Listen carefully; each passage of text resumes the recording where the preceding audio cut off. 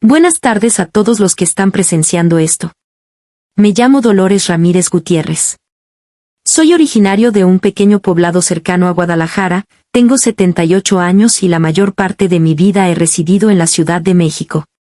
Quiero pedirles que, si les gusta lo que estoy compartiendo antes de empezar mi historia, por favor, pulsen el botón de me gusta en este video y suscríbanse al canal. Me encantaría saber desde dónde me están mirando. Podría ser que me estén observando desde otro país o tal vez de México. Hágamelo saber en los comentarios. Fue en 1958 cuando mi vida cambió para siempre. Yo era una mujer joven, de tan solo 21 años, con 2 hijos pequeños, Miguel, de 3 años, Lupita, de 1 año. Estaba esperando a mi tercer hijo.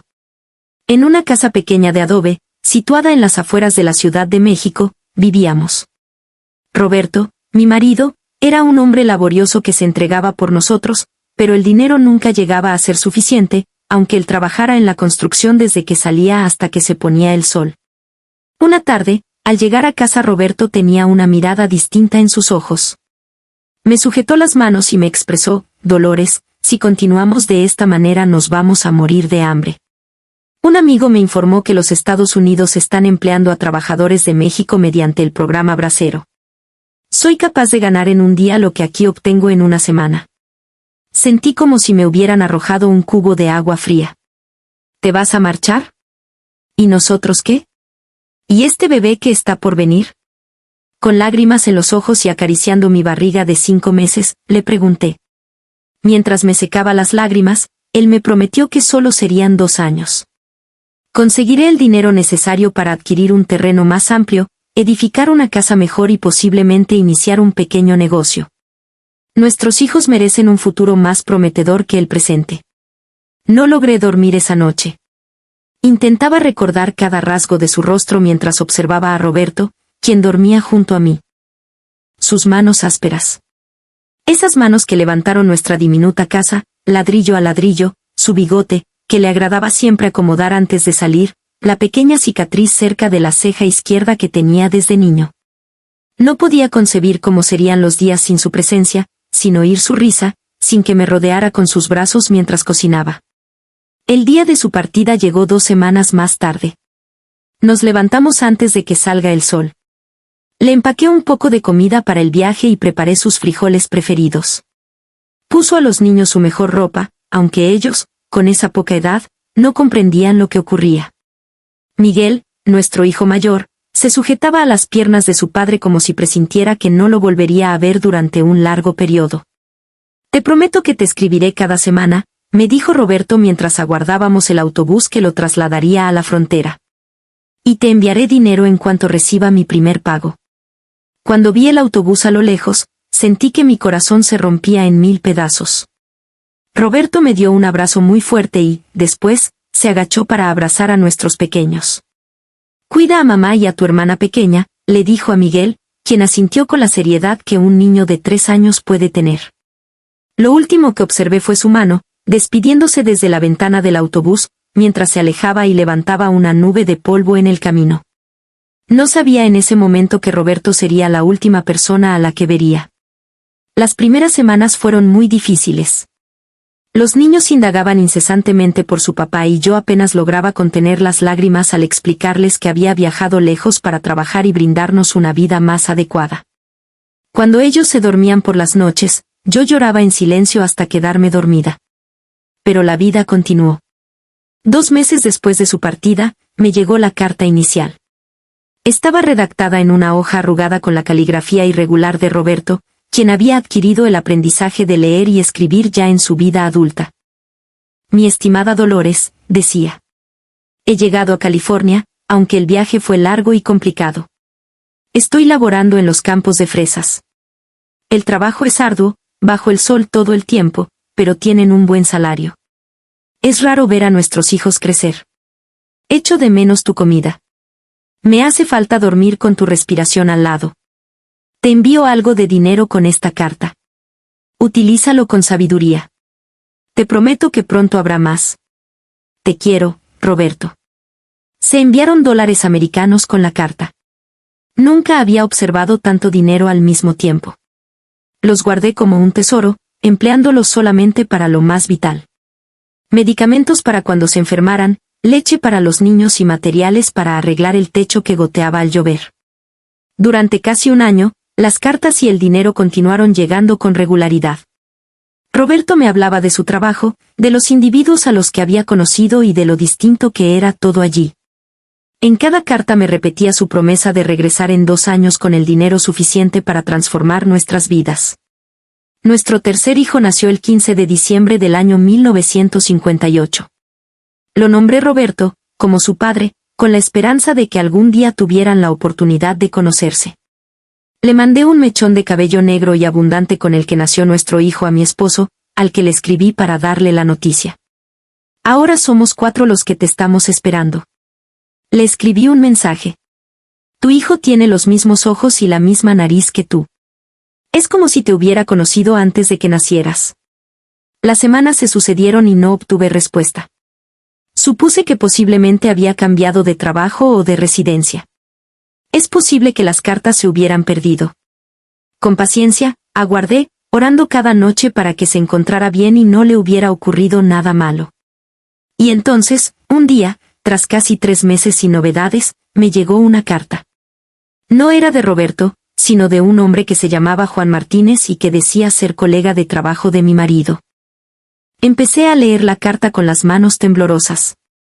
Las palabras me golpearon como si fueran cuchillos. Roberto había conocido a una mujer estadounidense, la hija del capataz. Se había trasladado a vivir con ella. No tenía pensado regresar. La carta decía: lo siento mucho, señora. Pensé que era necesario que usted lo supiera. Su marido parece haber dejado de lado sus obligaciones en México. Me pareció injusto que usted continuara esperando. Con la carta arrugada entre los dedos, me desplomé en el suelo. Los niños me observaban sin comprender la razón de que mamá llorara de esa manera. Ese día comprendí que es posible tener la sensación de estar muriendo sin que el corazón se detenga. Aquella noche, tras acostar a mis 3 hijos, me senté en la entrada de nuestro modesto hogar y observé las estrellas, las mismas que probablemente Roberto estuviera mirando al mismo tiempo junto a otra mujer. Y en medio de mi sufrimiento, tomé una decisión. Mis hijos no iban a padecer la falta de su padre. Yo sería madre y padre a la vez para ellos. No sabía cómo, pero hallaría el método para salir adelante. Al día siguiente, cuando el pequeño Roberto tenía solo 3 meses y lo llevaba en brazos, salí a buscar empleo. Las nubes grises seguían cubriendo el cielo, aún después de que había dejado de llover, como si todo el mundo compartiera mi pena. Recorrí las calles de la colonia y pregunté en cada establecimiento si requerían asistencia. Nadie deseaba emplear a una mujer que tenía un bebé en brazos y 2 niños pequeños que la esperaban en casa. Al anochecer, me crucé con un puesto de tamales, cansada y sin esperanzas. Doña Carmela, una mujer de aproximadamente 60 años, robusta y con un rostro marcado por la edad pero con ojos amables, me observó con curiosidad mientras me atendía. «Jovencita, ¿por qué ha estado paseando durante horas con ese bebé?», me cuestionó. Sin poder evitar que las lágrimas brotaran, le narré mi historia. Ella me escuchó en silencio, asentía de vez en cuando. Cuando acabé, me brindó un tamal y un atole caliente. «Pronto vengan mañana», me dijo mientras cerraba su puesto. «Te mostraré cómo hacer tamales. No es un trabajo sencillo, pero tendrás a tu bebé contigo y ganarás lo bastante para alimentar a tus hijos». Esa noche, por primera vez en mucho tiempo, sentí un ligero optimismo en mi corazón mientras dormía. No tenía idea de que ese encuentro fortuito con doña Carmela sería el primer paso en un largo camino de supervivencia y, finalmente, de superación. Mientras mis hijos dormían, hice un pacto en silencio. La traición de Roberto no marcaría nuestras vidas. Mis hijos, en algún momento, estarían orgullosos de su madre. En algún momento, yo misma me sentiría orgullosa de la mujer en que me estaba transformando a través del sufrimiento y la necesidad. Así fue como empezó mi nueva vida, una existencia que jamás habría podido imaginar. Vendiendo tamales en las calles de la Ciudad de México con un niño pequeño amarrado a mi espalda y acordándome de unas cartas que dejaron de llegar. Los meses iniciales luego de recibir la desgarradora noticia acerca de Roberto fueron como vivir en una pesadilla de la que no podía salir.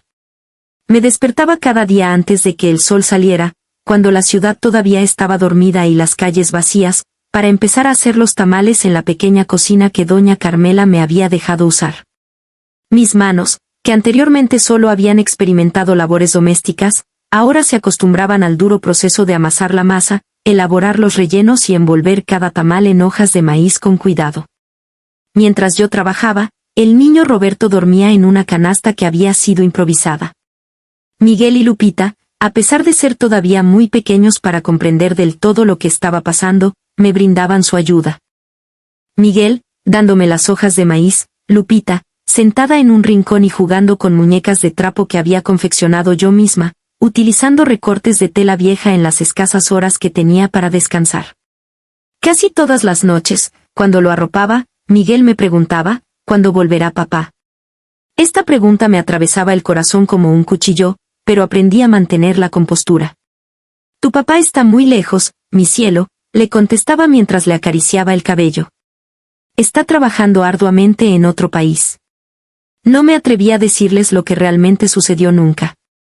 ¿De qué modo podría explicarle a un niño que su padre había decidido tener otra familia? ¿De qué manera hacerles comprender que las cartas que tanto deseábamos ya no llegarían? A pesar de que era consciente de que dicho día no llegaría, elegí mantener la imagen en sus corazones de un padre empleado que algún día volvería. A pesar de que estaba cansado y triste, todos los días me forzaba a sonreír mientras vendía mis tamales en una esquina cerca del mercado. Aprendí que una vendedora con un rostro de sufrimiento no capta la atención de los clientes. Doña Carmela me había enseñado que los tamales saben a lo emocionados que están al ser preparados, así que yo hacía como si estuviera alegre mientras los vendía. Tamales recién hechos de puerco, pollo o rajas con queso y bien calientes. El niño Roberto, con un rebozo, crecía amarrado a mi espalda y miraba el mundo desde ahí.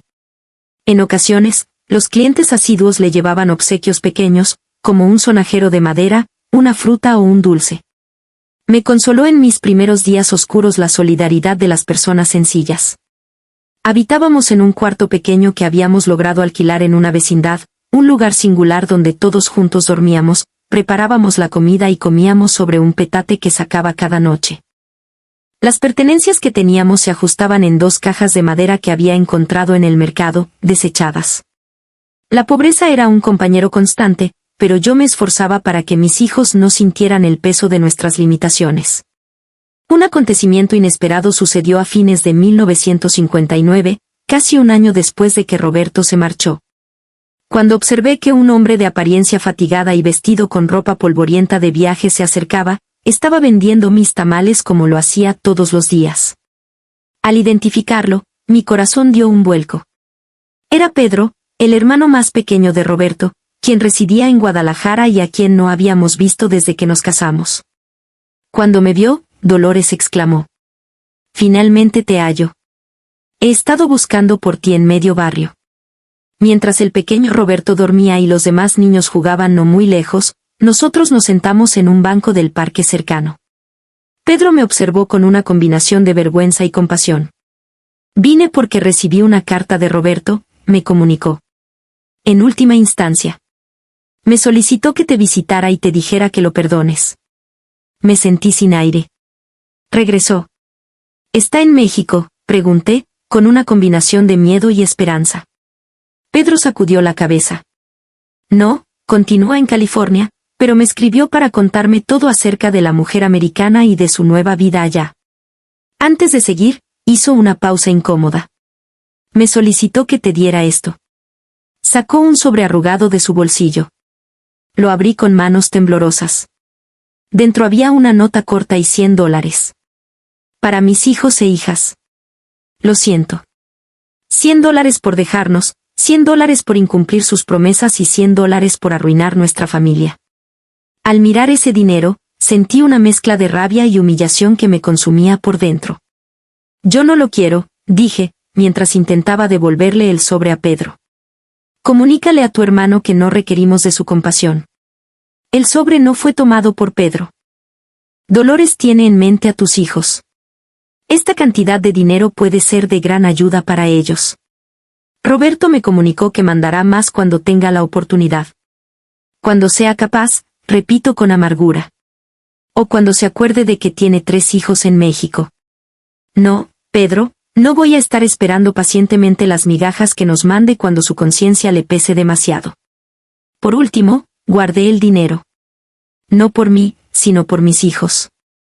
Mi orgullo no tenía la autoridad de rechazarles algo que podría hacer sus vidas mejores, aunque fuese por un tiempo limitado. Lloré por última vez por Roberto esa noche, cuando los niños ya estaban durmiendo.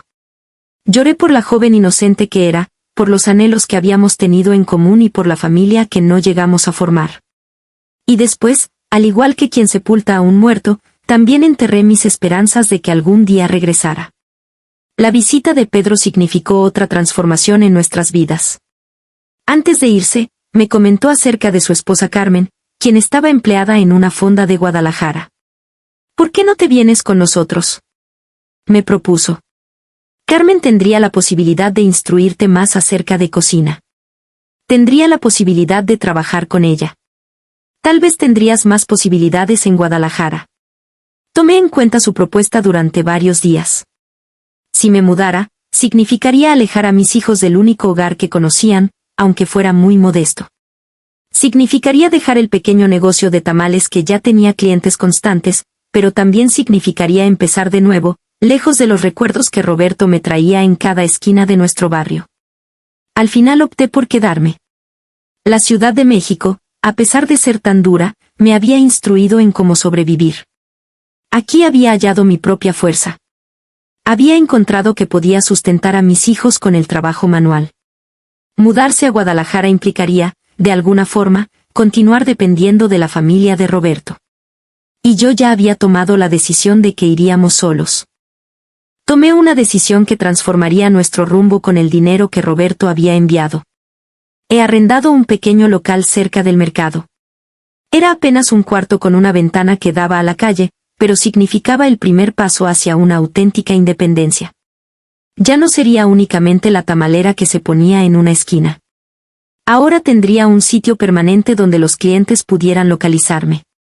El día que inauguré mi pequeño negocio, adorné la ventana con papel picado de colores vivos que había recortado junto a los niños. Puse un cartel pintado a mano con la frase, Tamales Doña Lola. Era el mes de febrero del año 1960. Sentí que por primera vez miraba hacia adelante en vez de mirar hacia atrás, después de casi 2 años desde que Roberto se fue.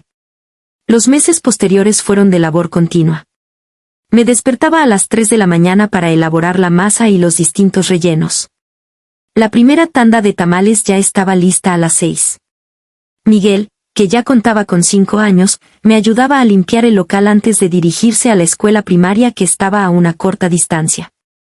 Lupita, que tenía 3 años, y Roberto, que tenía poco más de 1 año, se quedaban conmigo en el local jugando en una esquina del lugar que había acondicionado para ellos con libros ilustrados y juguetes simples. Gradualmente, Tamales Doña Lola se fue volviendo conocido no solamente en la vecindad, sino en áreas vecinas.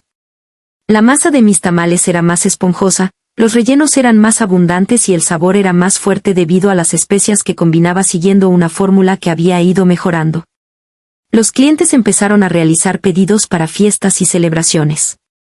Algunos de ellos venían de lejos únicamente para adquirir mis tamales. Mientras estaba en la tienda un día de septiembre de 1960, entró un hombre con ropa elegante. No parecía ser del vecindario. Su manera de hablar y su vestimenta indicaban que provenía de una zona más pudiente de la ciudad. Dolores tiene en mente a tus hijos. Esta cantidad de dinero puede ser de gran ayuda para ellos. Roberto me comunicó que mandará más cuando tenga la oportunidad. Cuando sea capaz, repito con amargura. O cuando se acuerde de que tiene 3 hijos en México.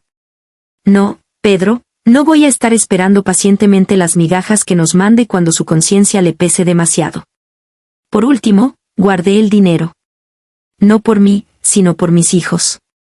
Mi orgullo no tenía la autoridad de rechazarles algo que podría hacer sus vidas mejores, aunque fuese por un tiempo limitado. Lloré por última vez por Roberto esa noche, cuando los niños ya estaban durmiendo. Lloré por la joven inocente que era, por los anhelos que habíamos tenido en común y por la familia que no llegamos a formar. Y después, al igual que quien sepulta a un muerto, también enterré mis esperanzas de que algún día regresara. La visita de Pedro significó otra transformación en nuestras vidas. Antes de irse, me comentó acerca de su esposa Carmen, quien estaba empleada en una fonda de Guadalajara. ¿Por qué no te vienes con nosotros?, me propuso. Carmen tendría la posibilidad de instruirte más acerca de cocina. Tendría la posibilidad de trabajar con ella. Tal vez tendrías más posibilidades en Guadalajara. Tomé en cuenta su propuesta durante varios días. Si me mudara, significaría alejar a mis hijos del único hogar que conocían, aunque fuera muy modesto. Significaría dejar el pequeño negocio de tamales que ya tenía clientes constantes, pero también significaría empezar de nuevo, lejos de los recuerdos que Roberto me traía en cada esquina de nuestro barrio. Al final opté por quedarme. La Ciudad de México, a pesar de ser tan dura, me había instruido en cómo sobrevivir. Aquí había hallado mi propia fuerza. Había encontrado que podía sustentar a mis hijos con el trabajo manual. Mudarse a Guadalajara implicaría, de alguna forma, continuar dependiendo de la familia de Roberto. Y yo ya había tomado la decisión de que iríamos solos. ¿Y si transformáramos este reto en una ocasión para todas? Al día siguiente, platiqué con 5 de mis clientas que sabía que estaban en una situación parecida a la mía. Les propuse que colaboraran conmigo en el gran pedido, ofreciéndoles un pago justo por su trabajo. Todas respondieron con entusiasmo afirmativamente. Mi pequeño local se volvió un bullicio de actividad por 3 días. Las 6 trabajamos sin parar, riéndonos, intercambiando anécdotas, brindándonos apoyo entre nosotras mientras nuestros hijos jugaban juntos. Me sentí como parte de algo más grande que mi propia lucha por sobrevivir cuando Roberto se fue por primera vez. Estábamos formando una pequeña comunidad de mujeres que se resistían a ser víctimas de su situación. El pedido fue un éxito total. Los maestros y alumnos alabaron nuestros tamales, y pronto empezaron a llegar más pedidos de otras partes de la universidad y del exterior. Tuve que emplear de manera permanente a 3 de las mujeres que me asistieron. Mi pequeño negocio estaba experimentando un crecimiento inesperado. En diciembre de 1960, recibí una nueva carta de Roberto. Esta vez traía consigo una fotografía y $200. Él, acompañado de un bebé y una mujer de cabello rubio. Detrás de la fotografía, decía, mi nueva familia. Pero jamás pierdo de vista a mis hijos en México. Observé detenidamente aquella imagen. El hombre sonriente de la fotografía me parecía raro. Al verlo ya no sentía dolor, solamente una curiosidad lejana. ¿Cómo podía una persona dejar a sus hijos y después mandar una imagen de la familia que había formado con otra mujer? ¿Qué esperaba usted? ¿Entendimiento? Lo siento. Al igual que con el anterior, reservé el dinero para la educación de los niños, sin embargo, rompí la fotografía en trozos. Mis hijos no necesitaban ver a su padre cargando al hijo que había decidido amar. En la víspera de Navidad de ese año, organicé una fiesta pequeña en el local para las empleadas y sus niños. Preparamos ponche de frutas, decoramos con luces de colores y, por supuesto, hacemos un montón de tamales. Al ver a nuestros hijos jugando juntos y a las mujeres conversando con entusiasmo, experimenté un sentimiento de profunda gratitud. La vida nos había golpeado con dureza a todas, pero habíamos hallado el camino para avanzar y crear algo bello a partir del sufrimiento. Una de las mujeres, María, me abrazó de manera impulsiva mientras servía el ponche. Gracias, Lola, me dijo con los ojos llenos de lágrimas. Antes de que me contrataras, consideraba volverme a mi pueblo debido a que no podía mantener a mi hijo en la ciudad. Ahora tengo esperanza. Lo que usted dijo me conmovió en lo más profundo. Nunca se me había ocurrido que mi pequeño negocio, surgido de la necesidad más extrema, podría tener un gran significado para otras mujeres. Esa noche, cuando mis hijos dormían cansados tras la celebración, me comprometí conmigo mismo. Haría que Tamales Doña Lola fuera algo más grande. No solo por mis hijos y por mí, sino también por todas las mujeres como nosotras, que necesitaban una oportunidad para probar su valor. Las cartas de Roberto continuaron llegando de manera ocasional durante los años siguientes, incluyendo siempre algo de dinero y también novedades sobre su vida en Estados Unidos. Con el paso del tiempo, dejaron de provocar en mí cualquier emoción. Las almacenaba en un contenedor con el dinero que mandaba, estableciendo así un fondo para la educación universitaria de mis hijos. Les daría esas cartas algún día, cuando fueran adultos. Ellos determinarían si les gustaría conocer al hombre que les había dado la vida, aunque no su presencia. Al mismo tiempo, continuaba edificando nuestro futuro ladrillo por ladrillo, tamal por tamal, con la seguridad de que ya no esperaba cartas que me rescataran. Me había salvado a mí misma y esa era la enseñanza más importante que podía impartir a mis hijos. 1961 fue un año que significó un cambio de rumbo en nuestras vidas. Tamales Doña Lola, mi pequeño negocio, empezaba a ser reconocido fuera de nuestro vecindario. Y a pesar de que continuábamos viviendo con lo mínimo, ya no sufríamos hambre ni tenía miedo de que nos echasen por no poder abonar el alquiler. Mis 3 hijos se desarrollaban con fortaleza a pesar de las dificultades. Miguel, a la edad de 6 años, era un niño que comprendía nuestra situación más de lo que yo hubiera querido. Siempre estaba atento a sus hermanos más pequeños, ayudándome sin que yo lo solicitara. Cuando Lupita tenía 4 años, era pura felicidad, siempre estaba cantando y bailando mientras cumplía con las pequeñas tareas que le daba, como colocar los platos en la mesa o doblar servilletas. Además, mi pequeño Roberto, que acababa de cumplir 2 años, empezaba a demostrar una curiosidad inagotable por todo lo que lo rodeaba. Una mañana de marzo, mientras elaboraba la masa para los tamales que se comerían ese día, oí a Miguel gritar desde nuestro cuartito pequeño. Corrí asustada para hallar a Roberto con fiebre alta, su cuerpecito pequeño estaba ardiendo y sus ojos eran vidriosos. Lo abracé y experimenté un miedo que superaba cualquier cosa que había sentido hasta ese momento. En ese instante comprendí que todo lo que había hecho y todo mi trabajo no tenían sentido si no lograba mantener a mis hijos saludables. «Mamá, Roberto se va a morir», inquirió Lupita con los ojos llorosos mientras yo empapaba un paño en agua fría para aplicárselo en la frente a mi hijo. «No, mi amor». «Por supuesto que no», le aseguré, a pesar de que mi corazón latía con terror. «Tu hermano menor es fuerte como un toro, solo necesita medicamentos». Sin pensarlo 2 veces, cerré el negocio, algo que nunca había hecho desde que empezamos. Después llevé a Roberto al dispensario médico del vecindario. La sala de espera estaba repleta de madres con hijos enfermos, sin embargo, la cara que puso el doctor al ver a mi hijo provocó que nos trasladara a su consultorio enseguida. «Neumonía», diagnosticó tras examinarlo. «Requiere de antibióticos y atención permanente. Debería permanecer en el hospital». «Hospital». Esa palabra sonó en mi mente como una condena. Los gastos de una hospitalización eran totalmente inalcanzables para mí, ya que no contábamos con un seguro médico. El escaso fondo que había comenzado a acumular con el dinero que Roberto mandaba de vez en cuando era para la educación de los niños.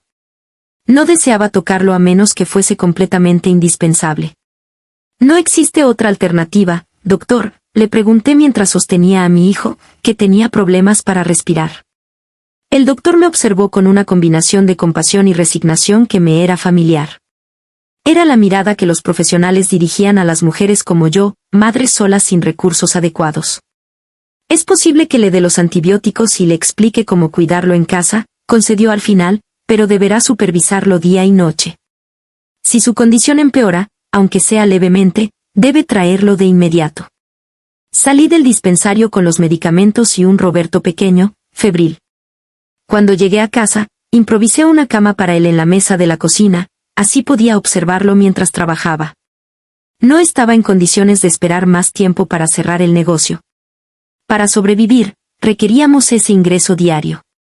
Las 2 semanas posteriores fueron un verdadero infierno. Mientras observaba a Roberto de manera constante, trabajaba haciendo tamales.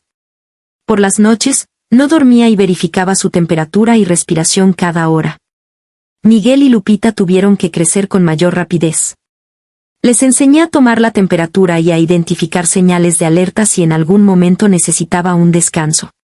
Una tarde, mientras atendía a unos clientes con Roberto durmiendo inquieto a unos metros, apareció una mujer en el local que nunca había visto. Era mayor que yo, probablemente tenía alrededor de 50 años.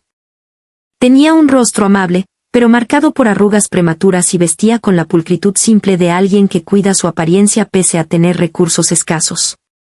Dijo, «Buenos días. Mi nombre es Esperanza Gutiérrez. Vivo a pocas cuadras de aquí y trabajo como enfermera en el Hospital General. Me han informado que su hijo está enfermo».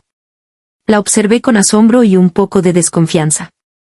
En el vecindario, todos se conocían y los rumores se propagaban rápidamente, pero no estaba acostumbrada a que desconocidos estuvieran interesados en nuestros asuntos.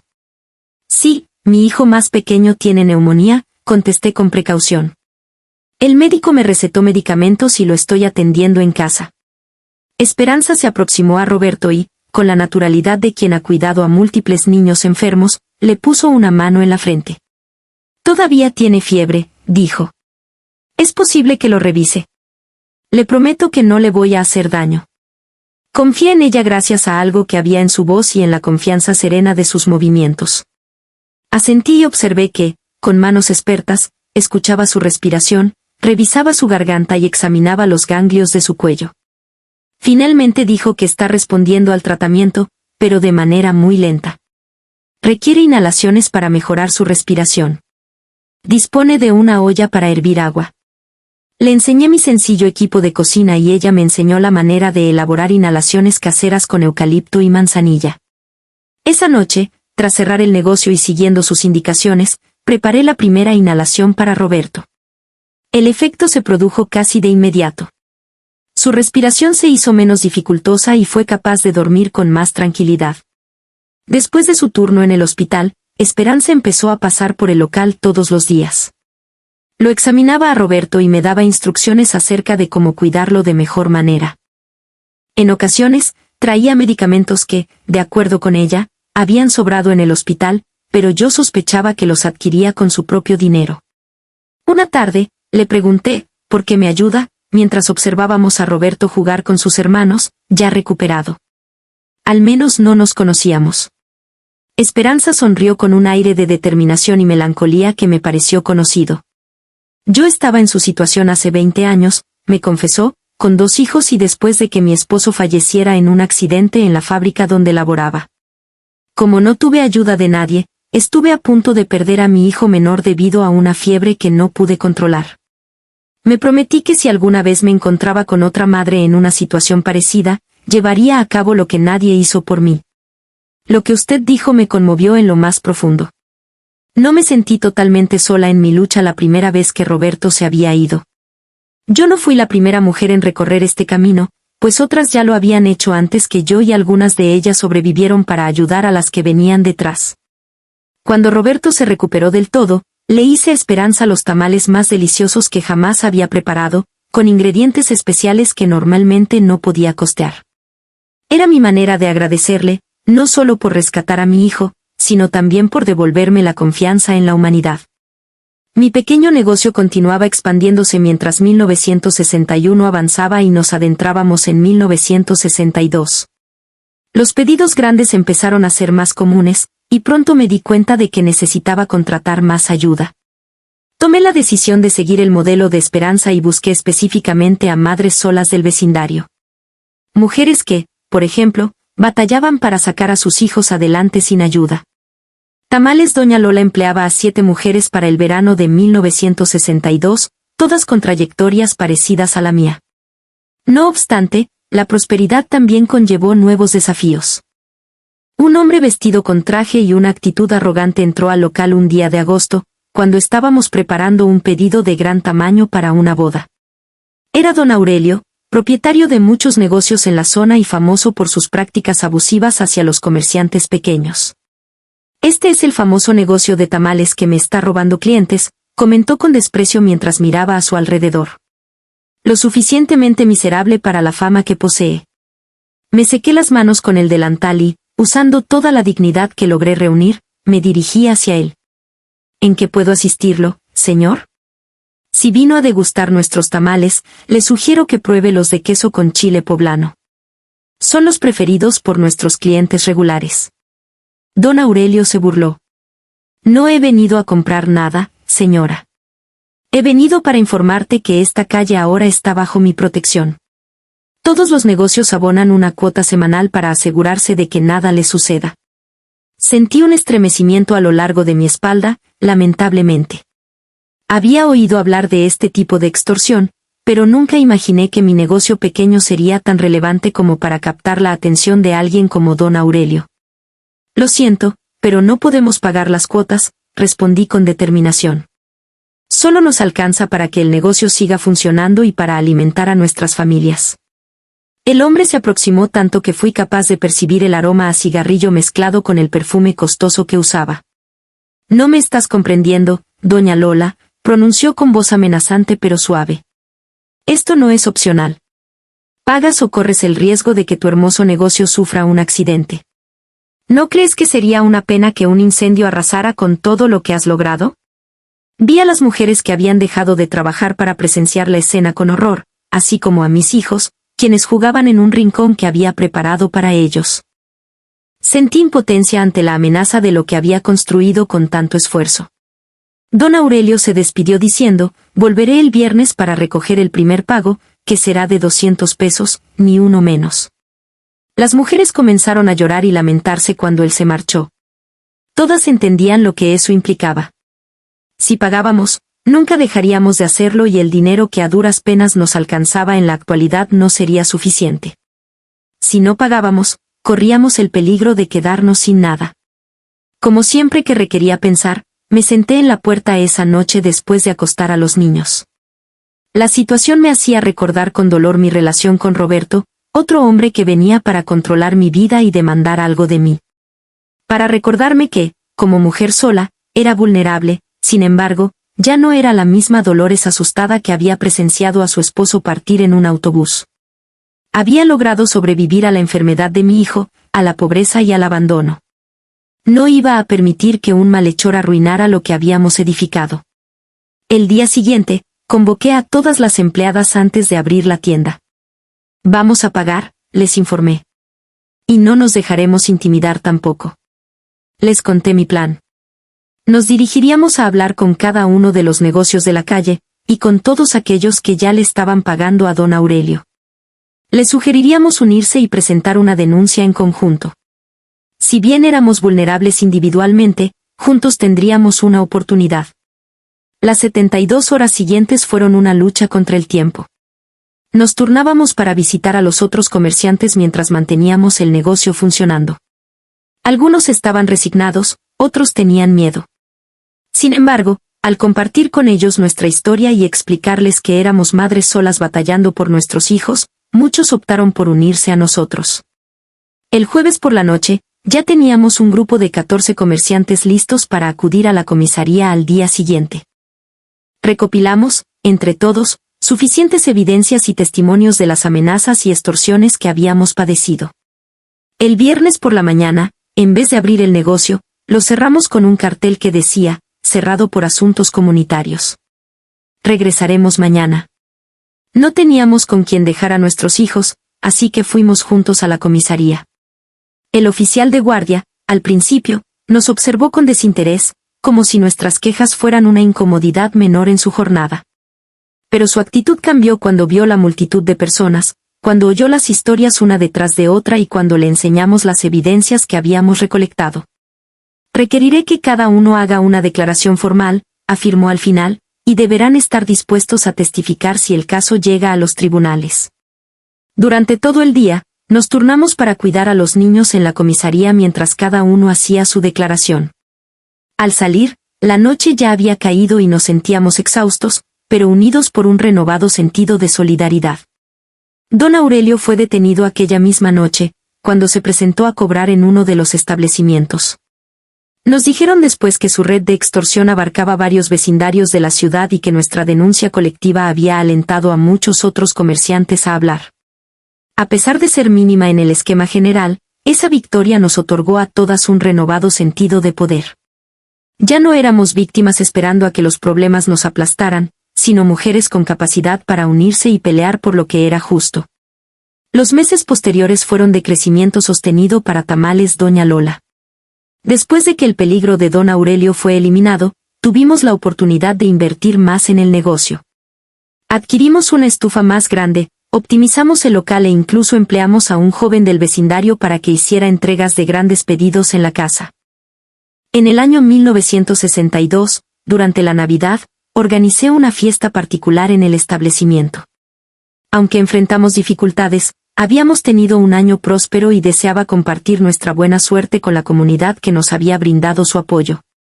Con el objetivo de ayudar a las familias más vulnerables del vecindario, elaboramos tamales gratuitos. Observando a los niños comer con entusiasmo, experimenté una gran satisfacción. Mis hijos estaban creciendo de manera adecuada. Miguel, que ahora tiene 7 años, era muy bueno en la escuela y soñaba con convertirse en médico algún día. Lupita tenía 5 años y era naturalmente talentosa en matemáticas, lo que sorprendía a su profesora debido a su capacidad para calcular mentalmente. A los 3 años, Roberto era un torbellino de energía porque ya se había recuperado totalmente de su enfermedad. En ocasiones, en situaciones como esa, contemplando a mis hijos saludables y contentos a pesar de todo, pensaba en el hombre que nos había dejado. ¿Qué pensaría Roberto si se enterara de lo que conseguimos sin su ayuda? Sentiría orgullo por los hijos que conoció muy poco, remordimiento por haberlos abandonado o simplemente indiferencia, al estar centrado en su nueva familia y su nueva vida. Sus cartas continuaban llegando de manera esporádica, siempre con un poco de dinero y con breves noticias sobre su vida en California.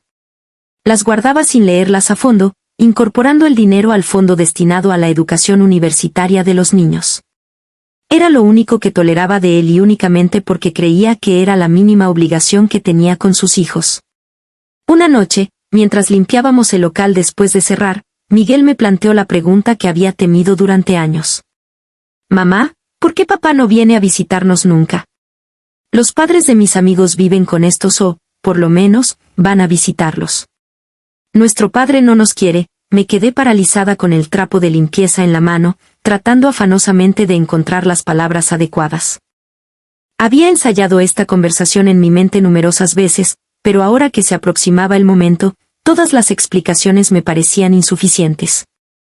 Tu padre. Empecé sentándome y acercando a Miguel hacia mí. Tu padre tomó una decisión hace mucho tiempo. Determinó que deseaba vivir una vida distinta en un país diferente. No fue porque no los quisiera a ustedes, sino porque me quedé parado, incapaz de hallar una explicación que no pareciera una excusa, porque no te quería a ti, completó Miguel con un presentimiento que me dejó sin respiración. Quizás, finalmente acepté que no estaba preparado para ser padre y asumir el compromiso de una familia. No lo sé, hijo. Lo que sé con certeza es que su ausencia no está relacionada con ustedes. Ustedes son unos niños maravillosos y todo padre se sentiría orgulloso de tenerlos. Miguel asintió, digiriendo mis palabras con una madurez que me desgarró el corazón. No debería estar teniendo esta charla. No debería intentar explicarle lo que no tiene explicación a un niño de 7 años. ¿Sabes qué, madre? Finalmente, dijo, no importa. No necesitamos a papá, te tenemos a ti y eres el doble de valioso. Sus palabras me hicieron llorar. Agradecida por su amor incondicional y por su habilidad para ver nuestra situación no como una debilidad, sino como una fortaleza, abracé a mi hijo con fuerza. Esa noche, tras acostar a los niños, tomé las cartas de Roberto que tenía guardadas en una caja. Las leí en orden, desde la primera que envié al llegar a California hasta la última. En ellas observé el retrato de un hombre que intentaba justificar sus actos, que procuraba mitigar su culpa mediante dinero y palabras vacías. En ese instante, decidí algo. No permitiría que Roberto determinara nuestras vidas, ni cuando está presente, ni cuando no lo está. El abandono había sido doloroso, pero nos obligó a descubrir una fortaleza que quizás no habríamos encontrado de otra forma. Mis hijos crecerían con el conocimiento de que fueron amados sin condiciones, de que la valía de un individuo no está determinada por quien se queda o quien se va, sino por su habilidad para levantarse cada día y luchar por lo que es importante. Con esa seguridad en el corazón, me dormí en paz, consciente de que a pesar de que el camino seguía siendo duro, ya habíamos superado lo peor y lo hicimos juntos. Mi pequeña familia, formada en el sufrimiento pero respaldada por un amor que ninguna falta podía atenuar. El año 1963 llegó con aires de transformación. Mi negocio de tamales había llegado a ser un lugar emblemático en la vecindad. Ya no era simplemente un sitio en el que se podía adquirir comida. Era un lugar donde las mujeres del barrio se juntaban para platicar, los niños sabían que siempre habría un dulce para ellos y hasta los hombres respetaban lo que habíamos edificado. En una mañana de marzo, oí a 2 clientes habituales hablando sobre un establecimiento que había quedado vacío a unas pocas calles. Lo que sucedió con don Mateo es verdaderamente lamentable, decía una. 40 años con su panadería y ahora, debido a su enfermedad, debe dejar todo. Respondió la otra, su hijo no quiere asumir la responsabilidad. Indica que prefiere vender su negocio y trasladar a su padre a Puebla, donde posee una farmacia, porque la competencia en la ciudad es excesiva. Me paré con las manos sumergidas en la masa. Estaba bien familiarizado con la panadería de don Mateo. Era un sitio espacioso, con un enorme horno de piedra al fondo y espacio suficiente para varias mesas. Soñaba siempre con tener un lugar como este, donde las personas pudieran sentarse a degustar los tamales recién preparados, tal vez acompañados de un buen chocolate caliente o atole. Luego de cerrar mi negocio esa tarde, fui a la panadería con el corazón latiéndome rápidamente. Lo que había oído se confirmaba con un cartel en la ventana. Está en venta. Sin pensarlo mucho, apunté el número de teléfono. En la noche, cuando mis hijos estaban durmiendo, saqué mis ahorros y los conté con minuciosidad. Tenía una suma respetable, resultado de 4 años de trabajo continuo, pero no estaba seguro de que fuera suficiente para adquirir un local tan amplio y bien situado. Al día siguiente, llamé al número y acordé una cita con el hijo de don Mateo.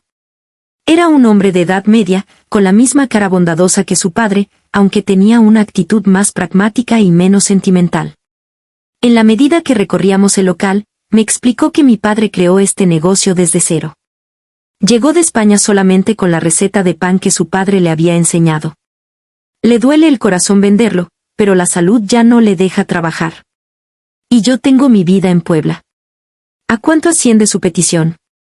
Pregunté directamente, intentando no demostrar cuánto me agradaba el lugar. Cuando hizo referencia a la cifra, sentí que el piso se movía bajo mis pies. Era más del doble de lo que había guardado. Fui agradecido.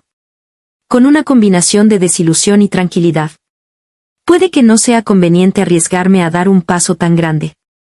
Sin embargo, la idea no me dejó. Me figuraba cómo podría convertir la panadería en un restaurante de comida tradicional y tamales cada vez que pasaba por delante de ella durante las semanas siguientes. Observaba cómo mis hijos me ayudaban después de la escuela. Observaba a mis empleadas laborando en un lugar digno.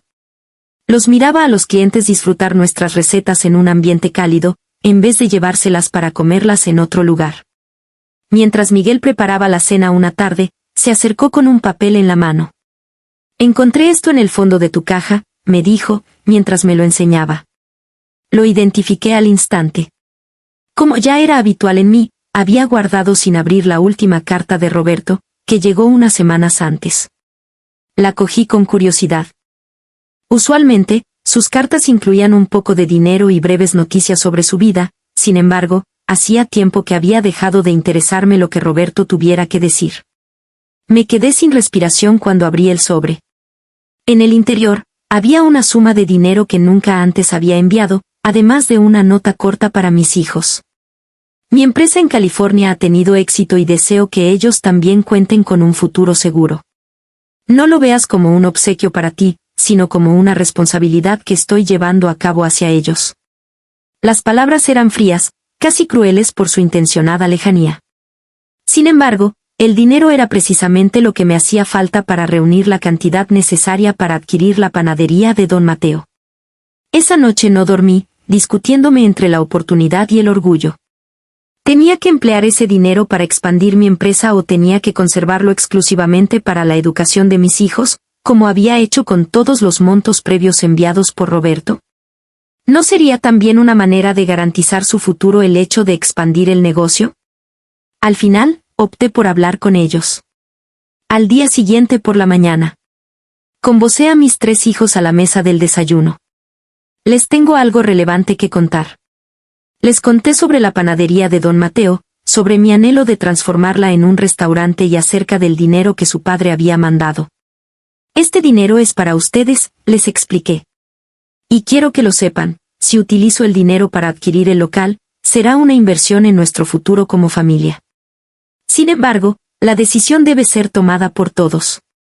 Miguel, que ahora tiene 8 años, me sorprendió con su madurez. Mamá, pienso que deberías adquirir el restaurante. Siempre afirmas que el estudio es importante para conseguir un buen empleo, pero tú ya tienes uno con tus tamales. Si tuvieras un restaurante de mayor tamaño, tendrías la oportunidad de ganar más dinero y nosotros podríamos ayudarte cuando crezcamos. Lupita, a los 6 años de edad, mostraba más interés por los aspectos prácticos. ¿Tendré la posibilidad de contar con mi propia mesa para realizar mis tareas después de la escuela y también vender dulces? Roberto, el más chiquito con solamente 4 años, solo preguntó, ¿habrá más espacio para jugar que en casa? Me hicieron sonreír sus reacciones. Aunque mis hijos son pequeños, comprendían el valor del trabajo y la relevancia de crear algo en conjunto. Ese mismo día, contacté al hijo de don Mateo y le propuse una oferta. Tras una corta negociación, aceptó mi precio, que era un poco más bajo que el que había solicitado al inicio. Las semanas siguientes fueron un torbellino de actividad. Firmamos los documentos de compraventa, adquirí las autorizaciones necesarias para cambiar el giro de la empresa y empecé a modificar el local. El horno de pan grande se mantuvo, pero ahora lo emplearíamos para cocinar tamales en volúmenes mucho más altos que los que éramos capaces de elaborar antes. Montamos una cocina más grande, mesas y sillas sencillas pero dignas, y pintamos las paredes de tonos cálidos que evocaban los ingredientes de nuestros platos, el verde del epazote, el rojo del chile y el amarillo del maíz. El día en que se inauguró el restaurante Doña Lola, la mañana fue luminosa y soleada, un buen augurio. Ya desde temprano, una fila de personas aguardaba para ingresar, habíamos convocado a todos los vecinos. Mis empleadas, que ahora suman 10 mujeres, todas con relatos parecidos al mío, se movían con eficiencia entre las mesas, sirviendo tamales, atole, champurrado y otros platillos nuevos en el menú como enchiladas y pozole. En una esquina del restaurante, había puesto un pequeño altar con la imagen de la Virgen de Guadalupe, a quien siempre recé cuando me sentía más desesperado. Al lado de ella, puse una imagen de mi madre, que había muerto sin haber conocido a mis hijos, pero cuyas enseñanzas y recetas eran el fundamento de toda mi cocina. Observando a las familias gozar de la comida, a mis hijos correr entre las mesas dándoles dulces a los demás niños y a mis empleadas sonriendo con orgullo por lo que habíamos conseguido juntas. Experimenté una emoción que raras veces había sentido. Experimentado. No era felicidad, sino plenitud. Así es. Era algo más hondo, más completo. Era la sensación de haber convertido el sufrimiento y la desolación en algo hermoso y próspero. Los años subsiguientes experimentaron un crecimiento continuo. El restaurante Doña Lola, en 1965, era famoso no solo en nuestro vecindario, sino también en buena parte de la Ciudad de México. Habíamos extendido el menú para incorporar cenas ligeras, comidas completas y desayunos típicos. A pesar de que los tamales continuaban siendo nuestra especialidad y el motivo de nuestra primera fama, mis hijos se desarrollaban con buena salud y fortaleza. Miguel, a la edad de 10 años, tenía un interés auténtico por el negocio, particularmente por los números y las cuentas. A los 8 años, Lupita tenía una habilidad innata para recordar las órdenes de los clientes frecuentes, incluso antes de que ellos mismos las dijeran. El pequeño Roberto, de 6 años, tenía una personalidad extrovertida que encantaba a todos y hablaba con los clientes como si los conociera desde siempre. Mientras Lupita entró corriendo, estaba en la cocina un día de julio de 1965, preparando un pedido especial para una fiesta. Mamá, hay un hombre que afirma ser nuestro papá. Tuve la sensación de que el mundo se paralizaba. En los 7 años anteriores había imaginado este momento, lo había temido y, de alguna manera, también lo había esperado. Interrumpí lo que estaba haciendo. Me lavé las manos en el delantal y me miré brevemente en el pequeño espejo que se encontraba en la cocina. Roberto había dejado atrás a una joven asustada, pero ya no lo era. Mi rostro, a mis 32 años de edad, reflejaba las huellas del trabajo arduo y la fortaleza que había ganado en el transcurso. Lo vi enseguida cuando salí a la zona de comedor. Vestido con un traje que reflejaba su fortuna, se encontraba al fondo sentado en una mesa. Por entre la multitud, nuestras miradas se encontraron y percibí en sus ojos una combinación de sorpresa y algo más. Quizás remordimiento. Consciente de que todos los presentes estaban mirando la escena, me acerqué a él con paso firme. Mis clientes habituales conocían mi historia, estaban al tanto del padre ausente de mis hijos y ahora sostenían la respiración mientras esperaban el encuentro que estaba a punto de suceder. Roberto, dije sencillamente al acercarme a su mesa. No, Dolores, contestó él mientras se ponía de pie. Te ves diferente. Ya han pasado 7 años, respondí. Las personas cambian, las cosas cambian. Entre nosotros se estableció un silencio incómodo. Había tantas cosas que expresar, tantos reproches acumulados, tantas interrogantes sin resolver, pero había además una paz extraña en mi corazón, como si finalmente el fantasma que había perseguido mis pensamientos durante todos esos años se materializara y al hacerlo perdiera su poder sobre mí. ¿Podemos hablar en privado?, preguntó al final. Hay cosas que quiero que te explique, que necesito. Comprendas. Observé a mi alrededor. El restaurante estaba a capacidad máxima. Mis empleadas me miraban con inquietud. Mis hijos estaban a una distancia prudente, con curiosidad, pero precavidos. Roberto, aquí es donde estoy viviendo mi vida en este momento. Contesté con tranquilidad. No guardo secretos con aquellos que me rodean. Puedes expresar aquí todo lo que necesites. Noté la incomodidad en su cara. El hombre que estaba acostumbrado a tener el control de las situaciones se hallaba ahora en mi territorio y bajo mis condiciones. Finalmente, dijo, vine a conocer a mis hijos. Sé que no tengo derecho, pero tienes razón. Lo interrumpí. No tienes el derecho, pero ellos sí tienen el derecho de conocerte si así lo quieren. Llamé a los niños que se acercaron con una combinación de nervios y curiosidad. Les había mencionado a su padre lo bastante para que supieran quién era, aunque no se había metido en los pormenores lastimosos de la deserción. Miguel, Lupita, Roberto, mencioné con voz nítida. Él es su papá, Roberto Martínez. Los tres miraron al hombre que estaba frente a ellos, cada uno con una expresión distinta. Miguel, el mayor, lo observaba con una seriedad que a mí me hizo recordar. Lupita, que siempre era la más emotiva, parecía a punto de llorar. Y el pequeño Roberto, que llevaba su nombre pero que nunca había visto hasta ese momento, simplemente mostraba curiosidad. Hola, pronunció Roberto con voz entrecortada. Es lo que hacen los niños, respondí. Han crecido mucho. Se desarrollan, se transforman y aprenden, incluso sin la presencia de un padre. Mis palabras lo hirieron como había querido, pero no sentí la satisfacción que esperaba. En cambio, experimenté una inusual compasión por este hombre que había dejado escapar la posibilidad de ver a sus hijos crecer, de ser parte de sus vidas y de recibir su amor sin condiciones. La plática que continuó fue tensa, aunque civilizada. Roberto les relató a los chicos acerca de su vida en California, de su empresa de importación de artesanías mexicanas, que había prosperado más allá de lo que él esperaba, y acerca de la casa grande que poseía en las cercanías de Los Ángeles. No lo obligué a hablar acerca de su esposa estadounidense o de los hijos que tuvo con ella, y él no lo hizo. Si alguna vez quisieran saberlo, mis hijos conocerían esa parte de su historia cuando fueran mayores. Después de que se marchó, prometiéndoles a los niños que mantendría la comunicación y regresaría a verlos, me quedé sola en la cocina vacía. Aunque el restaurante había cerrado desde hacía varias horas, no podía regresar a casa. No, aún no.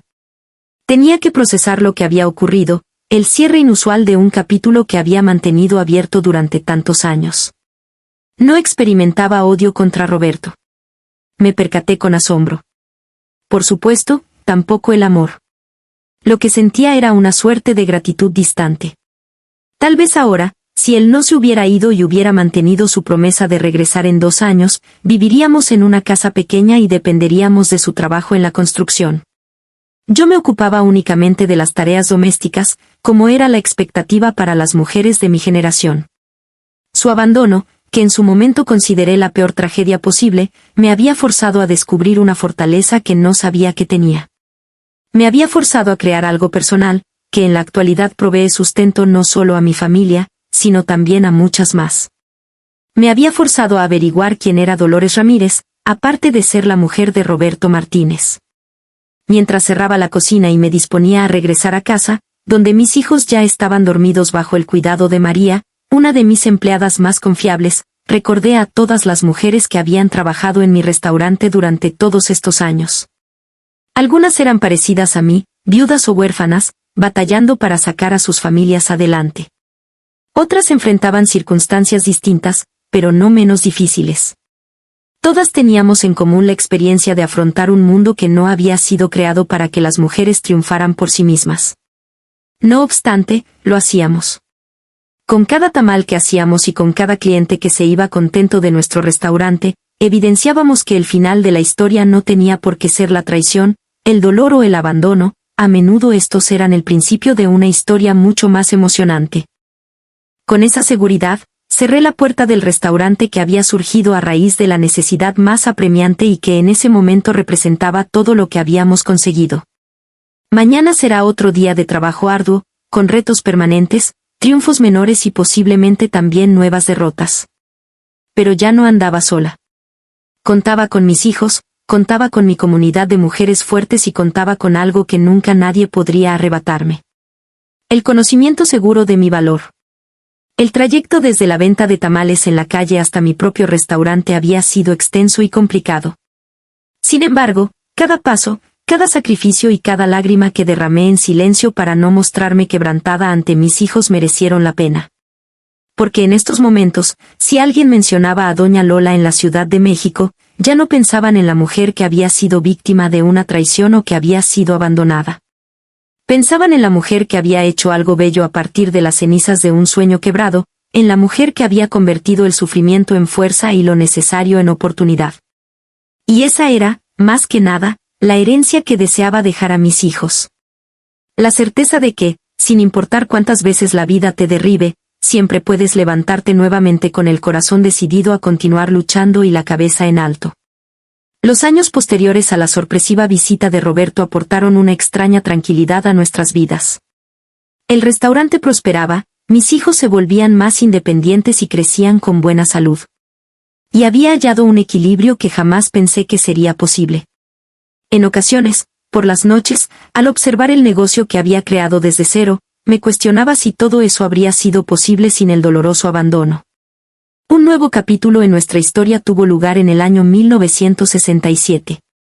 Mi hijo mayor, Miguel, cumplió 12 años y empezaba a tener un interés genuino en la medicina. Todo comenzó hace años cuando el niño Roberto se contagió de neumonía y se fue intensificando con cada visita que Esperanza, la enfermera que nos había asistido, realizaba a nuestro restaurante. Miguel la seguía a modo de sombra, planteándole cuestiones acerca de anatomía, tratamientos y medicamentos que asombraban a todos por su dificultad. Este niño será médico, decía Esperanza, llena de orgullo.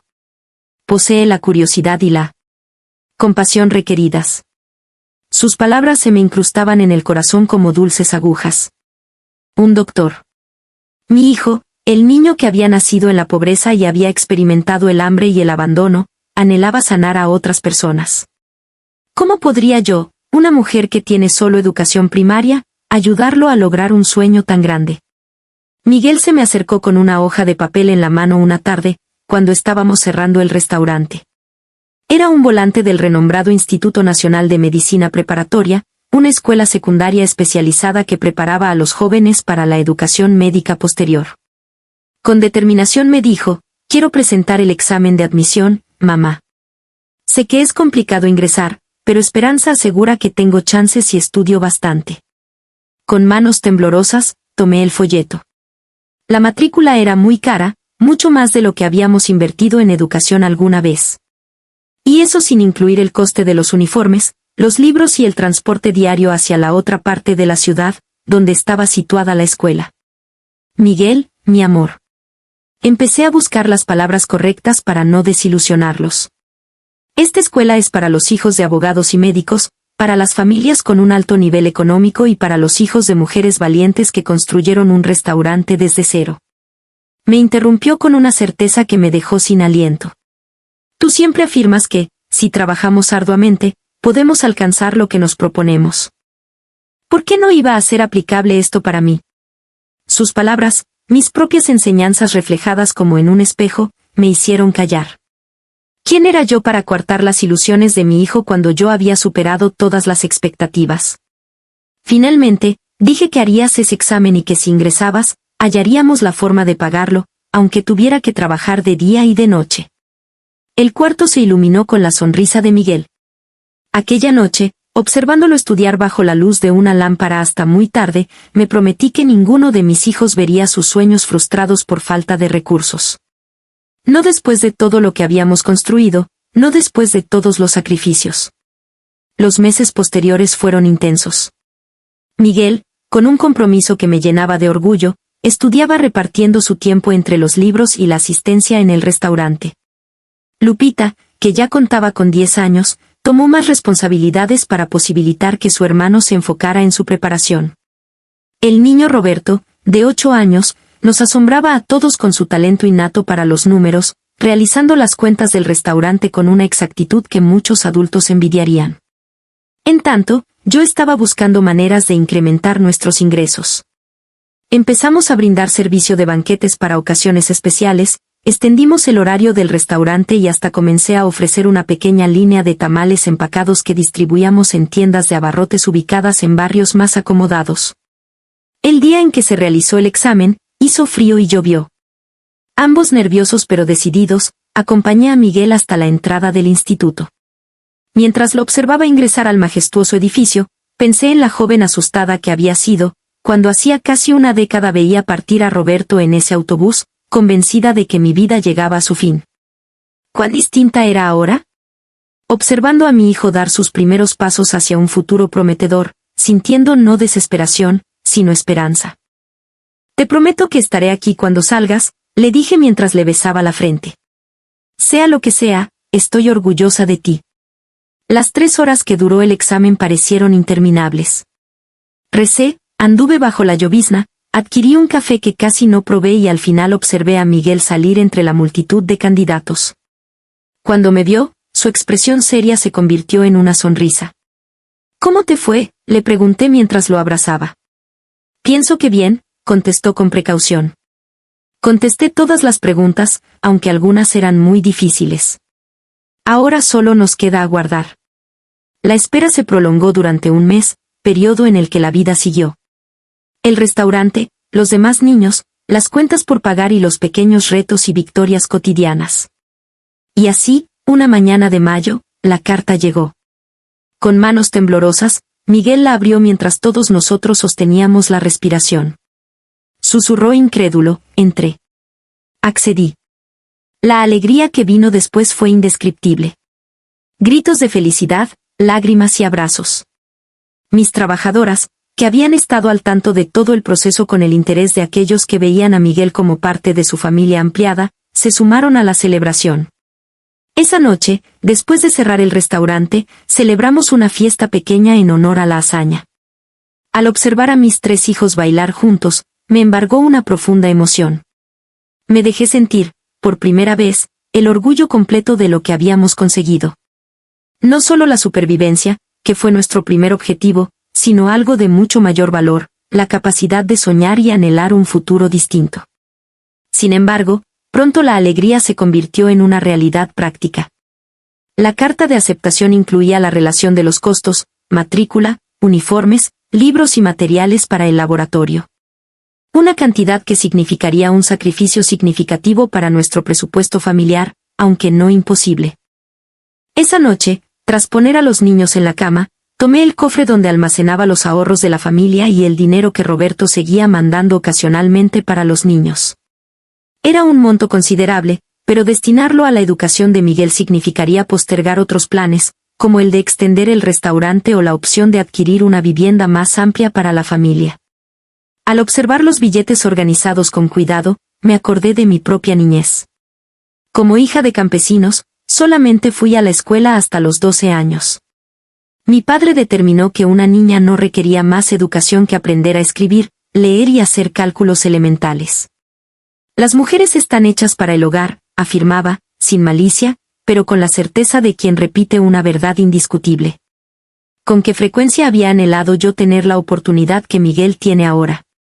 ¿Cuántas puertas se me habían cerrado por no tener estudios formales? La decisión era evidente. Utilizaríamos los ahorros para la educación de Miguel y yo me esforzaría aún más para recuperar ese dinero. Cuando llegue su turno, Lupita y Roberto también deberían recibir las mismas oportunidades. Septiembre de 1968 fue un mes de grandes transformaciones. Miguel empezó a estudiar en el instituto con orgullo, luciendo el uniforme que habíamos adquirido con gran esfuerzo. Como el trayecto hasta la escuela era largo y difícil, tenía que levantarse a las 5 de la mañana para llegar puntualmente a sus clases. Pese a que estaba cansado, nunca se quejaba, comprendía mejor que muchos adultos el valor del sacrificio. Simultáneamente, el restaurante estaba viviendo su propio desarrollo. La popularidad de nuestros tamales y otros platillos típicos había llegado más allá del vecindario. Empezamos a atender a clientes de sectores más prósperos de la ciudad e incluso a algunos visitantes forasteros que deseaban vivir experiencias genuinas con la comida mexicana. Este crecimiento trajo consigo nuevos retos. Algunos restaurantes más grandes y consolidados empezaron a vernos como competidores y no todos actuaban de manera justa. Un día nos enteramos de que alguien había difundido rumores sobre presuntas condiciones insalubres en nuestra cocina, lo que llevó a que las autoridades sanitarias hicieran una inspección sorpresiva. Por suerte, siempre había mantenido los estándares más altos de organización y limpieza. Por lo tanto, la inspección se volvió una oportunidad para evidenciar la calidad de nuestro establecimiento. Sin embargo, el suceso me hizo pensar acerca de lo frágil que era todo lo que habíamos edificado. Un accidente, una enfermedad grave, un rumor malintencionado. Lo que habíamos construido con años de esfuerzo podría ser destruido en solo unos días. Debíamos protegernos, diversificar y garantizar el futuro. Fue en ese momento cuando tomé otra decisión relevante. Para conseguir mi diploma de educación secundaria, estudiaría por la noche. Cuando tenía 35 años, regresé a las aulas. Esta vez, no como la niña tímida que fue en el pasado, sino como una mujer de negocios resuelta a obtener los instrumentos necesarios para hacer crecer su empresa. Las primeras semanas resultaron ser brutales. Tras una jornada completa en el restaurante, iba a la escuela nocturna, donde compartía el aula con jóvenes que habían dejado sus estudios por motivos variados. Algunos me observaban con respeto, otros con curiosidad, y otros tal vez se preguntaban qué hacía una mujer de mi edad sentada al lado de ellos, tomando apuntes con el mismo empeño que ponía en perfeccionar una receta. Cuando regresaba a casa después de las 10 de la noche, mis hijos ya estaban dormidos, bajo el cuidado de María, mi trabajadora con más confianza, quien en ese momento vivía con nosotros y se había vuelto un miembro fundamental de nuestra familia. En ocasiones, mientras revisaba mis cuadernos en el silencio nocturno, me sorprendía a mí misma.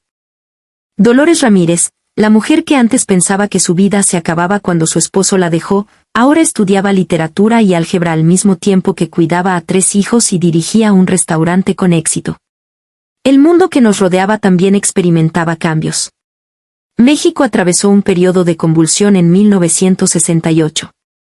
Los Juegos Olímpicos, cuyo acontecimiento estaba programado para octubre, habían centrado la atención global en la ciudad. Sin embargo, también se había intensificado las tensiones sociales que ya existían. Los alumnos de la universidad reclamaban más democracia y menos represión en una manifestación contra el gobierno. El ambiente era tenso y en ocasiones se escuchaban las protestas desde nuestro restaurante. En ese agitado escenario, nuestro pequeño establecimiento se transformó en un refugio para muchos, un espacio donde, por el costo de un plato de comida casera, era posible hallar un instante de tranquilidad y normalidad. Comenzamos a observar rostros nuevos, familias completas, estudiantes y trabajadores que no solo deseaban alimentarse, sino también sentirse protegidos en un ambiente familiar. Mientras servíamos la comida, oímos disparos a lo lejos en una tarde de octubre. Era el día 2 y la matanza de Tlatelolco, como la conoceríamos después, estaba sucediendo a una corta distancia. El temor se propagó con rapidez entre los comensales, varios de los cuales tenían familiares o hijos en la protesta estudiantil. «Quédense», les dije con determinación. «Permanezcan aquí hasta que sea seguro. La casa se encargará hoy de la comida y el café». El restaurante se volvió esa noche un refugio improvisado. Algunas personas permanecieron despiertas hasta avanzada la madrugada oyendo las noticias en un pequeño aparato de radio, preocupadas por sus seres queridos. Mientras mi corazón se encogía al pensar en el México que mis hijos recibirían, me dedicaría a preparar más tamales, más café y más consuelo en forma de comida caliente. Sola en la cocina vacía, exhausta pero, cuando por fin logramos cerrar alrededor de las 3 de la mañana, me senté. Incapaz de conciliar el sueño. Pensaba en las madres que, esa noche, esperaban sin éxito la vuelta de sus alumnos, en los padres que habían perdido a sus hijos. De repente, el dolor que había experimentado por el desamparo de Roberto me pareció insignificante en comparación con otras desgracias. No obstante, ese sufrimiento había sido mi profesor más estricto y valioso. Me había instruido a no ser dependiente de nadie, a crear mi propia ruta, a hallar fuerza en medio de la desesperación. No era esa la enseñanza que deseaba impartir a mis hijos. No el resentimiento ni la amargura, sino la convicción de que es posible que surjan oportunidades insospechadas incluso a partir de situaciones muy dolorosas. Los años posteriores fueron de afianzamiento. Miguel siguió destacando en sus estudios. Lupita encontró su amor por la gastronomía y empezó a probar recetas novedosas para el restaurante. Y el pequeño Roberto me sorprendía todos los días al mostrar un talento natural para los negocios. Yo misma terminé mi educación secundaria en 1970 a los 37 años, obteniendo mi diploma con un sentimiento de orgullo y humildad. No fue fácil. Frente a problemas matemáticos que se sentían imposibles, había llorado de frustración en muchas noches. En numerosas mañanas, me había presentado en el restaurante con los ojos rojos debido a las noches de desvelos estudiando, pero lo había conseguido y ese éxito me había proporcionado una renovada confianza en mis habilidades más allá de la cocina. Con lo que aprendí recientemente, fui capaz de hacer crecer el negocio de maneras que en el pasado no habría previsto. Hemos suscrito contratos con compañías para proveer almuerzos a sus trabajadores. Inauguramos una pequeña línea de productos envasados que se comercializaban en tiendas específicas, incluso empecé a dar clases de cocina tradicional mexicana los domingos por la tarde, transmitiendo recetas que habían sido heredadas de generación en generación dentro de mi familia. La vida, que antes me había parecido un sendero angosto y sombrío, se había convertido en una vasta extensión repleta de oportunidades. Y todo empezó con una traición, con una deserción que, en aquel entonces, consideré como el fin del mundo y que, ahora que miro hacia atrás, resultó ser el catalizador de mi auténtica existencia. Cuando Roberto volvió a nuestras vidas en 1972, no experimenté ni gratitud ni resentimiento. Lo que experimenté fue una paz inusual, como si me encontrara con un personaje de un libro que leí hace mucho tiempo. Vine a México por motivos de trabajo, me contó, y tenía el deseo de ver a los niños que ya no eran tan pequeños. Miguel tenía 17 años y estaba a punto de terminar el instituto, tenía la intención de ingresar a la Facultad de Medicina. Con 15 años, Lupita era una adolescente decidida y hermosa que controlaba la cocina del restaurante casi tanto como yo. Roberto, a los 13 años, ya gestionaba las cuentas del negocio con una precisión extraordinaria. Les dejé espacio para que hablaran con su padre, para que le relataran acerca de sus vidas, sus logros y sus sueños, no porque lo mereciera, sino porque ellos merecían la posibilidad de conocer esa parte de su historia. De formular sus propios juicios, de hacer las preguntas que quisieran. Miguel se acercó a mí cuando cerrábamos el restaurante aquella noche, luego de que Roberto se fuera prometiendo regresar pronto, una promesa que, como muchas otras de él, no sería cumplida. Mamá, me comunicó con seriedad, hoy comprendí algo relevante. Todo lo que somos y tenemos es gracias a ti. No a él que mandó dinero de vez en cuando, sino a ti, que estuviste aquí trabajando por nosotros todos los días. Mis ojos se llenaron de lágrimas con sus palabras, no porque necesitara su reconocimiento, sino porque quería decir que había conseguido transmitirles la enseñanza más valiosa que había aprendido en mi propio camino. El valor real de una persona no radica en quien está a su lado o quien la deja, sino en su capacidad para levantarse repetidamente. Para crear algo bello, incluso a partir del sufrimiento más intenso. Y esa, más que el restaurante exitoso o la formación que habían adquirido, era el legado verdadero que les dejaría. La seguridad de que las cartas que no llegaron, Los amores que nos engañan y los sueños que se desmoronan no son el cierre de nuestra historia. En ocasiones, son sencillamente el inicio de una historia mucho más interesante, que nos pertenece más. Hoy, a mis 78 años, rodeada de nietos que apenas pueden creer que su abuela vendía tamales en la calle para subsistir, y mientras les cuento esta historia, siento un agradecimiento inmenso por cada instante de ese trayecto, incluso por los más difíciles, ya que fueron esos momentos los que me llevaron a descubrir una fuerza interior de la que no tenía conocimiento. Esta habilidad para amar y luchar ha marcado mi vida mucho más que cualquier abandono. Y esto es lo que quiero que recuerden cuando yo ya no esté, si hay algo que quiero transmitirles. Si estamos dispuestos a aprender sus lecciones, el dolor puede ser el maestro más sabio. No para que nos endurezcamos o amarguemos, sino para darnos cuenta de que somos mucho más fuertes, capaces y valiosos de lo que hubiésemos creído alguna vez. Agradezco a todos los que permanecieron hasta el final de mi relato. Me llena el corazón tener la oportunidad de compartir con ustedes estas vivencias que han dejado huella en mi vida. Si lo que oyeron les agradó, por favor, denle un me gusta a este video y suscríbanse al canal para acceder a más relatos de esta índole. Me importan mucho sus comentarios y apoyo. Espero haberles brindado una pequeña enseñanza acerca de la fuerza que todos tenemos en nuestro interior, aun en los momentos más complicados. Hasta la próxima, que el Señor les dé su bendición.